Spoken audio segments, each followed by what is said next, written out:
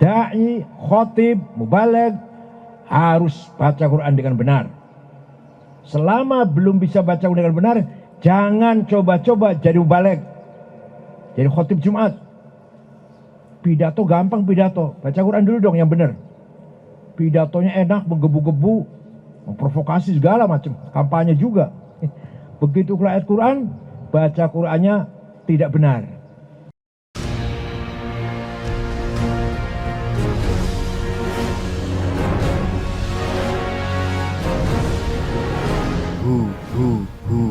Allah.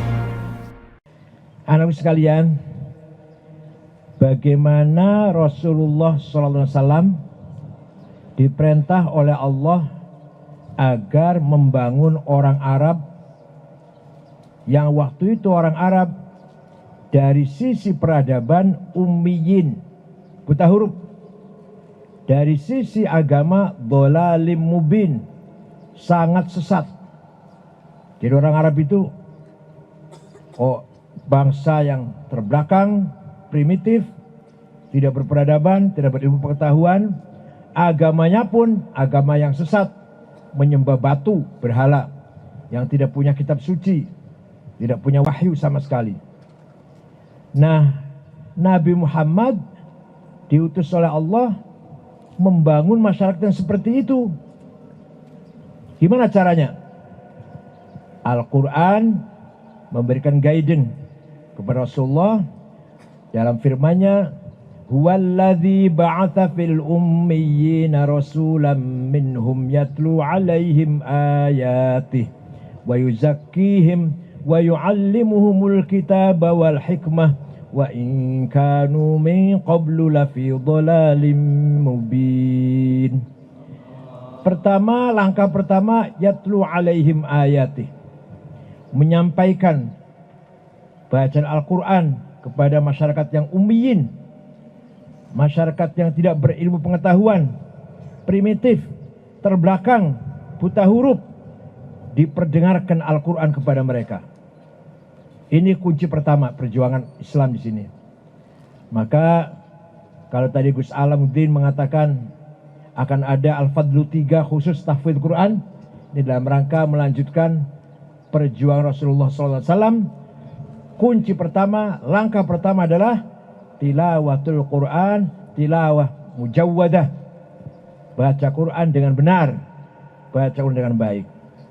Saya paling jijik kalau mendengarkan orang khutbah Jumat atau mubaligh atau dai atau ustadz di Jakarta, pidatonya menggebu-gebu, tapi begitu mengeluarkan ayat Quran, prentang-prentong, nggak pakai tajwid, salah semua bacaannya.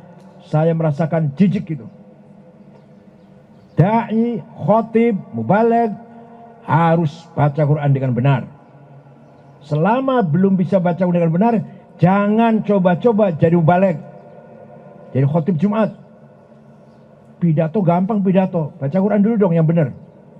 Pidatonya enak, menggebu-gebu, memprovokasi segala macam, kampanye juga. Begitu ayat Quran, baca Qurannya tidak benar. Ini sangat menyedihkan. Oleh karena itu, saya pun sangat sedih kalau ada pesantren tidak mewajibkan belajar Al-Quran. Ada itu, tidak banyak itu. Pesantren modern. Kiainya tidak mewajibkan santri ngaji Al-Quran. Tidak mewajibkan. Salah besar.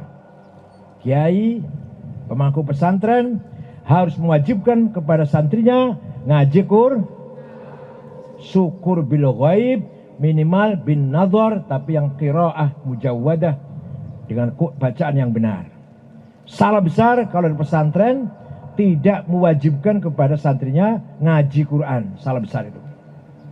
Mumpung masih di pondok, masih di pesantren, ayo kita belajar baca Al-Quran dengan benar. Dulu Nabi Muhammad punya pasukan penulis wahyu, karena Nabi sendiri tidak bisa nulis. Nah, penulis wahyu ada 23 orang, dipimpin oleh sahabat Zaid bin Thabit, anggotanya Sayyidina Ali, Mu'ad bin Jabal, Muhammad bin Maslamah, Abu Ayyub al-Ansari, dan lain-lain. Itu yang ditugaskan merawat, menulis wahyu yang turun kepada Muhammad SAW.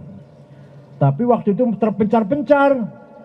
Ada yang punya tulisan cuma sekian juz, ada yang cuma sekian bagian, ada yang punya tulisan sekian surat.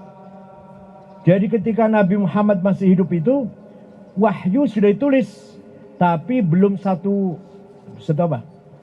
buku lah, belum, masih terpencar-pencar. Ditulisnya kadang di pelapahnya korma, kadang di tulang-tulang onta, kadang di kulitnya onta, nulis Qur'annya itu. Jadi sahabat yang mempunyai perpustakaan itu bukan perpustakaan kayak zaman sekarang lemari kita, bukan tumpukan kulit, tumpukan tulang, tumpukan pelapah korma, itu perpustakaan itu.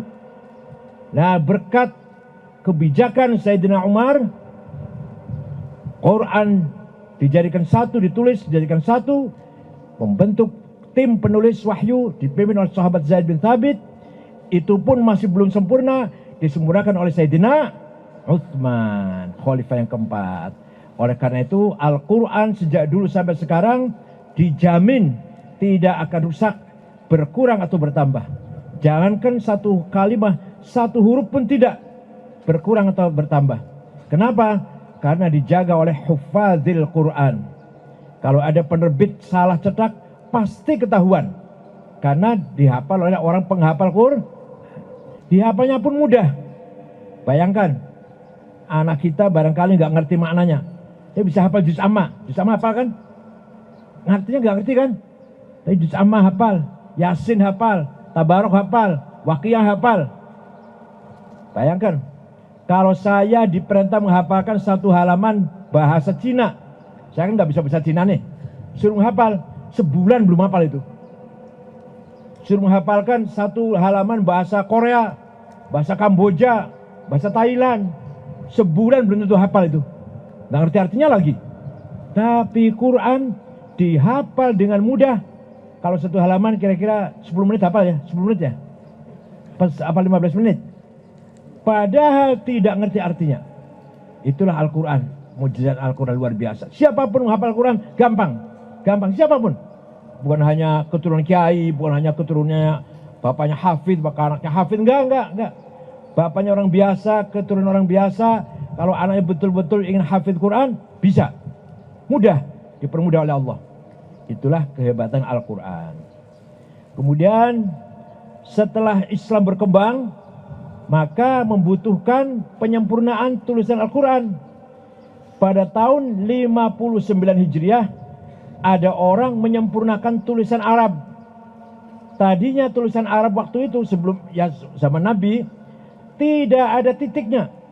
Ba, ta, tha polos, jim, ha, ho podo ae. Ro, zai, gak ada bedanya. Dal sama. Coba kalau sama bisa baca nggak kita? Waktu itu bisa, kalau para sahabat bisa. Setelah Islam berkembang baru membutuhkan penyempurnaan tulisan Al-Quran. Maka ada seorang yang bernama Abul Aswad Ad-Du'ali. Siapa namanya? Awas jangan lupa nih. Tahun berapa? 59. Menciptakan, menggagas wadi'un nuqat 'alal huruf. Ba titik 1 di bawah, ta titik 2 di atas, ta titik 3, jim titik 1 di bawah, ha non titik, kho titik 1 di atas. Siapa namanya yang ngarang itu? Abul Aswad Ad-Du'ali. Berkat jasa beliau lah kita bisa membaca huruf Arab, membedakan ini ha, ini kho, ini jim. Berkat jasa beliau memberikan titik, tanda-tanda perbedaan satu sama lain. Sudah ada titik, masih banyak orang kesulitan baca tulisan Arab. Baca Al-Quran lah katakan, masih banyak kesulitan. Maka ada seorang ulama namanya Imam Khalil bin Ahmad Al-Farahidi. Siapa? Menggagas syakal, fathah, dhammah, kasrah, sukun, fathaten, dhammaten, kasraten, tasdid. Siapa yang bikin itu namanya? Lupa sudah, baru selesai. Khalil bin Ahmad Al-Farahidi. Sudah ada titik, sudah ada harokat, masih banyak orang baca Quran salah. Baca Quran masih banyak salah. Maka ada seorang imam namanya Abu Ubaid Qasim bin Salam tahun 224 menggagas menciptakan ilmu tajwid qiraatil Quran. Ilmu tajwid, idhar, idgham, ikhfa, iqlab, qalqalah, mad lazim, mad jaiz, huruf halak, huruf apa lagi? Siapa tadi yang bikin namanya? Nah, Poho. Abu Ubaid Qasim bin Salam tahun 224 Hijriah. Sekarang kita tinggal menghafalkan. Sudah ada titik, sudah ada harokat, sudah ada ilmu tajwid. Dijamin baca Quran kita benar. Sudah ada teorinya, ada ilmunya. Dulu orang belum ada ilmu tajwid, ada yang benar, ada yang salah. Banyak juga yang salah. Karena belum ada ilmunya. Setelah ada ilmu tajwid, harus baca dengan benar. Rubba qari'il Qur'an wal Qur'anu yal anu. Banyak orang baca Quran, jangankan dapat pahala, bahkan mendapatkan laknat dari Al-Quran karena bacanya tidak pakai tajwid. Cerita Quran sangat panjang sekali, 2 bulan gak habis barangkali, kita loncat saja. Setelah itu Nabi Muhammad wa yuzakkihim, membentuk karakter, akhlak, kepribadian bangsa Arab. Setelah bisa baca Quran, para sahabat dibentuk, dikader, digembreng agar mempunyai the good moral, the good karakter, supaya akhlak yang mulia. Nah, di pesantren ini setelah bisa baca Quran harus dibangun akhlakul karimah. Akhlak dulu sebelum ilmu. Karakter dulu sebelum ilmu, sebelum skill. Akhlak dulu. Pesan inilah yang persis seperti Al-Quran. Baca Quran dengan baik, sekaligus akhlaknya dibentuk dengan sempurna insya Allah. Wa yuzakkihim. Jangan salah paham kalau bicara akhlak, bukan berarti kita harus kalah ngalah, bukan. Akhlak itu bentuk rohani kita, bentuk spiritual kita. Sama seperti, bukan sama sih, kita punya bentuk 2, fisik jasmani dan yang non jasmani, non fisik, yaitu namanya akhlak. Akhlak itu jamak dari kata khuluq. Wa yuzakkihim tazkiyatun nafas. Ini manusia itu semua mempunyai hawa nafsu. Punya apa? Hawa nafsu ada 2. Ada ghadabiyah, ada syahwatiyah. Ghadabiyah, saya harus jadi presiden. Saya harus jadi bupati. Saya harus jadi ketua umum PBNU. Itu nafsu ghadabiyah itu. Saya harus jadi DPR. Itu ghadabiyah itu namanya. Tapi kalau niatnya baik, cara mencapainya baik, tujuannya baik, maka nafsu ghadabiyah ganti namanya himmah. Apa? Yang keras, yang keras. Nah, santri Al-Fadlu harus punya himmah yang besar. Datangnya dari nafsu ghadabiyah. Tapi nafsu ghadabiyah dimanage, dibentuk sehingga niatnya baik, prosesnya benar, tujuannya mulia, maka namanya saya harus lulus, saya harus pinter, saya harus sukses. Namanya apa itu? Himmah. Nabi Muhammad sendiri himmahnya besar. Muhammadun qaimun lillahi dhu himami. Muhammadun khatamun lirrusli kullihimi. Muhammadun thabitul mithaqi hafidhuhu. Muhammadun sadiqul aqwali wal kalimi. Nabi Muhammad orang selalu jalan di atas jalan Allah, qaimun lillah, dhu himamin, mempunyai himmah yang besar. Nabi Muhammad selalu mengatakan, saya tidak boleh kalah, harus menang. Nabi Muhammad itu, makanya menang Islam itu tersebar. Coba kalau Nabi Muhammad seperti ente ini, belum tentu menang. Alah, himmahnya kecil, lah, penakut, peragu, was-was, maju mundur. Alah, seandainya Islam itu datang di Jawa, belum tentu cepat tersebar seperti yang sekarang. Nabi Muhammad orang himmahnya besar. Islam harus menang, Islam harus tersebar, Islam harus unggul. Itu Nabi Muhammad. Kamu pun yang di sini, anak-anakku semuanya harus mempunyai himmah yang besar. Tidak boleh kalah. Santri Al-Fadlu tidak boleh kalah dengan santri lain, tidak boleh kalah dengan pelajar lain, dengan pelajar sekolah lain, gitu ya, gitu ya. Santri Al-Fadlu 2 tidak boleh kalah dengan murid-murid yang lain, gitu ya. Itu namanya himmah namanya. Nafsu ghadabiyah, tapi dengan niat yang baik, cara yang benar, tujuannya lillahi ta'ala atau ibtigha amardhatillah. Dah. Sekarang nafsu syahwatiyah. Saya harus kaya. Saya harus enak, hidup saya enak. Rumah bagus, mobil bagus. Istri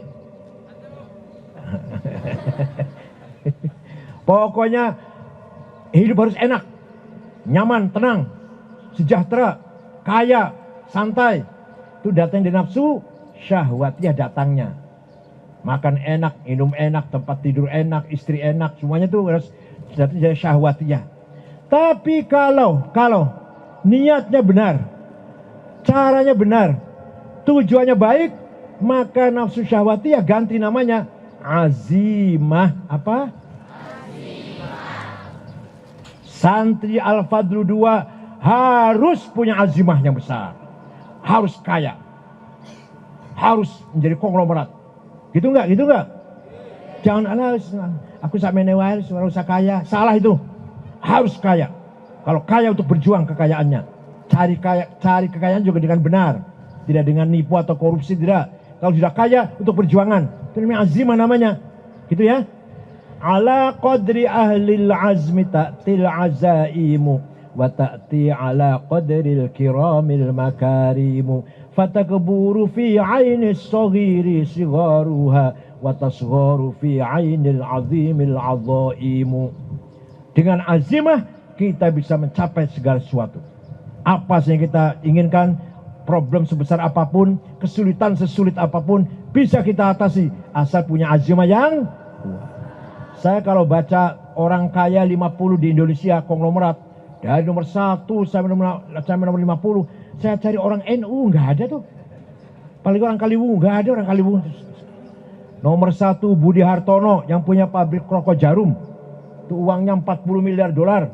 Nomor 2 Sinarmas 38 dolar. Ya, 40 miliar dolar. Kalau Sinarmas 38 miliar dolar. 1 miliar 14 triliun kali 40, hitung dewe lah. Saya cari 50 orang itu. Ya ada orang Islam, ada nomor 6 Khairul Tanjung. Nomor 40 Bayu yang punya Bluebird itu. Haji Rosid dari Kalimantan Tengah ada nomor 39 berapa. Tapi bukan orang NU semuanya itu. Golei orang NU ya Masya Allah. Orang NU paling-paling pom bensin 2 tak. Punya perusahaan properti, perumahan ukuran 36. Menyedihkan. Stop. Kita menjadi orang mustadafin, stop. Harus menjadi aqwiya. Harus apa? Ya. Wal yakhshal ladzina law taraku min khalfihim dzurriyyatan di'afan. Jangan sampai kamu meninggalkan anak cucu lemah. Jangan. Mari kita meninggalkan anak cucu yang kuat, aqwiya. Jangan di'afan. Kuat imannya, kuat agamanya, kuat akhlaknya, kuat amalnya, kuat ilmunya, kuat syahwatnya. Gitu. Kalau sudah punya karakter, punya akhlak, baru diberikan pendidikan ilmu pengetahuan, skill. Disinilah kita digembleng oleh para kiai, para ustadz, para mudaris, agar kita menjadi manusia yang berguna, manusia yang bermartabat, yaitu manusia yang berilmu pengetahuan. Ilmu sekarang sangat luar biasa, yang kita sudah ditantang agar menguasai kemajuan-kemajuan ilmu teknologi. Sekarang sudah revolusi industri 4.0, kita tidak boleh ketinggalan. Walhasil semua diajarkan sini Gus, semua diajarkan ya, bukan hanya agama saja kan. Nah itu, alhamdulillah, karakter dulu baru ilmu. Kalau ilmu dulu baru akhlak, ilmu dulu baru akhlak, sering gagal itu, seringnya gagal. Contoh Nabi Adam, wa 'allama Adamal asma'a kullaha. Nabi Adam pintar, dididik oleh Allah, intelek tuh. Wa 'allama Adam asma'a. Tergoda oleh setan, tergoda oleh iblis, makan buah yang dilarang, baru pintar tuh. Akhirnya Nabi Adam menyesal, bertaubat, ratusan tahun bertaubat, baru diterima taubatnya setelah fatalaqa Adam mir rabbi kalimat. Setelah Adam mendapatkan hidayah, setelah mental spiritualnya mendapat hidayah, baru taubatnya diterima. Artinya apa jadi? Artinya ilmu belum tentu membawa kita bahagia, belum tentu membawa kita baik atau benar, tapi ilmu yang dengan iman itulah ilmu yang bermanfaat. Alhamdulillah di pesantren ini bagaikan, bagaimana pesantren ini? Bagaikan kawah condro di muka apa-apalah. Wa yu'allimuhumul kitab. Nah, sudah ilmu cukup, lulus sudah nahwu, tafsir, hadis, fikih, usul fikih dan seterusnya, ilmu kalam sudah cukup. Wal hikmah, baru kita mencari hikmah, mencari nurun yakdzifuhullah, nurun mubashirun yakdzifuhullah ala qalbi man yasha, cahaya yang diturunkan oleh Allah kepada hatinya orang yang dia kehendaki, atau yang disebut dengan khawatir ilahiyah. Itu namanya apa? Hikmah, wisdom, kearifan. Banyak orang pintar tapi tidak arif. Banyak orang nggak begitu pintar tapi arif, hatinya bersih, sehingga mendapatkan direct illumination, mendapatkan nur yang langsung. Kalau saya contohkan Gus Dur aja contohnya, Gus Dur aja ya. Ya barangkali yang lain juga banyak. Gus Dur itu waktu itu masih sakit, dalam keadaan sakit. Kita dalam kamar itu saya, Pak Muhaimin Iskandar, Pak Saifullah Yusuf, Pak Cakrawardaya, Pak Wisnu, Ketua Golkar Jawa Tengah. Tapi waktu belum Ketua Golkar belum. Mas Baharto, Pak Gus Dur lagi dalam keadaan masih sakit.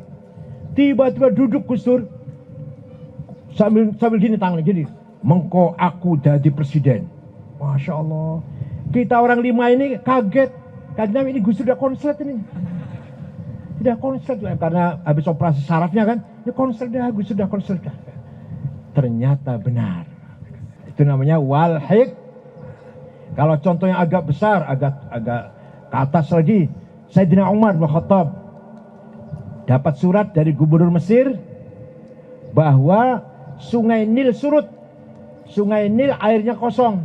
Biasanya sebelum agama Islam, kalau sungai Nil airnya surut, pertanda minta tumbal.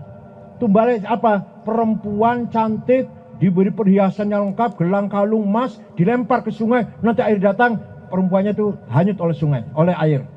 Nah sekarang sudah Islam bagaimana? Sayyidina Umar langsung ambil kertas, ambil pulpen, menulis kepada saudara sungai Nil. Kalau kamu mengalirkan air karena Allah, mengalirlah. Tapi kalau kamu mendatangkan air karena ingin tumbal perempuan, nggak usah ngalir, saya nggak butuh airmu. Dilempar ya sana ya, bawa sana, dilempar ke sungai, dibawa ke Mesir, dilempar suratnya Sayyidina Umar tuh, datang air. Saya itu nih. Tarik ini sejarah. Saya itu sampai sekarang gak pernah surut air sungai Nil. Berkat suratnya Sayyidina, itu namanya orang punya hikmah. Banyak Sayyidina Umar terjadi begitu banyak. Pasukan Islam perang di Asia Tengah, di Afghanistan udah kira-kira gitu kira-kira. Sayyidina Umar lagi khutbah Jumat. Kelihatan bahwa pasukan Islam akan dijebak oleh musuh.